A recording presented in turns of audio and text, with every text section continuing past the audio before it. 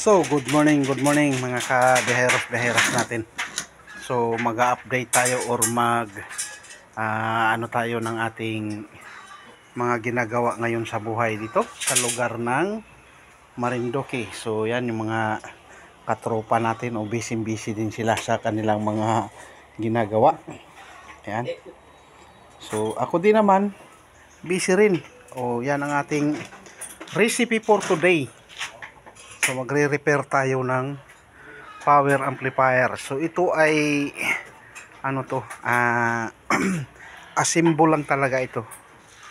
So parts by parts ang pagbili natin ng ano diyan. So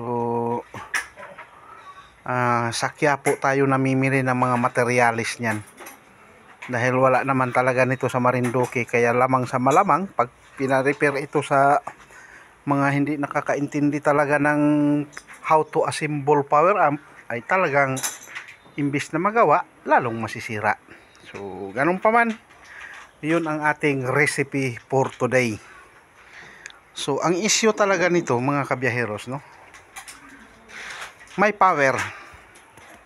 Yun nga lang, wala siyang kuwan. So, hindi siya nag-output talaga ng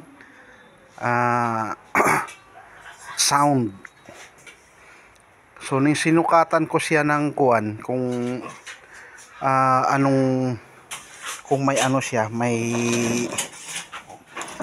audio. So gamit yung ating multimeter, ano? Yan yung ating multimeter na gamit sa pag-repair.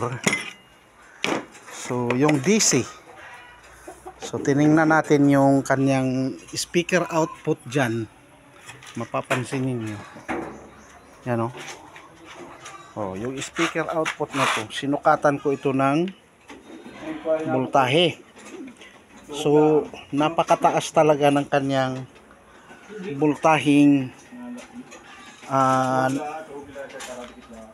inilalabas. So dapat kasi ang inilalabas nito ay 0.5 or yun lang dapat talaga.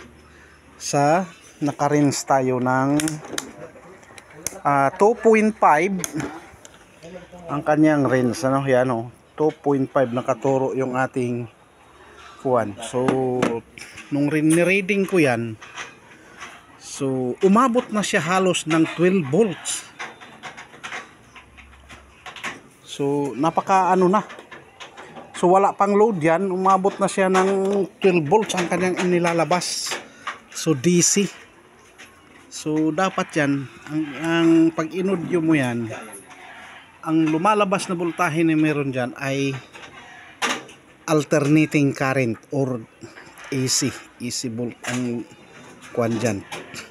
So isa sa mga possibility na pwedeng maging sira talaga pagka ganun na nagtaas ang kanyang DC ay yung ating mga electrolytic capacitor. So siyempre matagal na rin ito, may ilang taon na rin yan.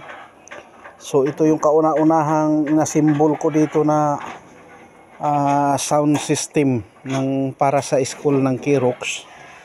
Ayan, gamit ay talagang ang gamit ay may limitasyon. So ang nangyari, tumaas ang kanyang DC output. So ang possible na pwedeng sirain niya ay speaker, nanununog yan ang speaker pagka ganon ang inilalabas na voltahe. So ganon pa man, yun yung ating resolbahin sa araw na to. So mapanormal natin uli. So yun yung Covering Tricycle Vlogger. So back to reality, nagre-repair, no? So ang ating talagang ang ating profession, hindi lang tricycle vlogger kundi electronic technician. Yan, nangangalikot din. Yun, kinakalikot natin ngayon itong power amplifier, no? So yan, so mag-start na tayo.